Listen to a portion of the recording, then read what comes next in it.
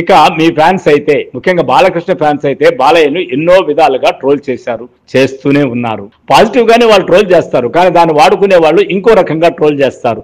అంటే నువ్వు ఇక్కడ ఒక మాట మాట్లాడితే ఆడ 4 రకాలుగా 40 రకాలుగా వెళ్ళిపోతూ ఉంటుంది. కాబట్టి ఆయన్ని నెగిటివ్ ప్రచారం చేయడంలో ఎప్పుడు ముందుండేదానికి, మంచి చేయాలనుకుంటూ చెడు చేసే వాళ్ళే ఎక్కువ మంది ఉంటారు. 30-40 ఏళ్లుగా బాలయ్యను కులం పేరుతోనో, మార్ఫింగ్ ఫోటోలు, నెగిటివ్ కామెంట్స్, వీడియోస్ వగైరా ఎంతో దిగజారి ట్రోల్ చేస్తూ ఉంటారు.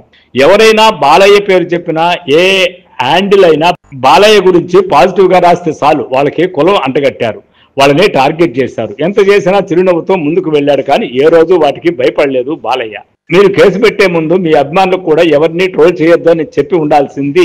చిన్న హ్యాండిల్ నుంచి పెద్ద హ్యాండిల్ వరకు సీనియర్ ఎన్టీఆర్ని ఎంత ట్రోల్ చేశారో అందరికీ తెలుసు.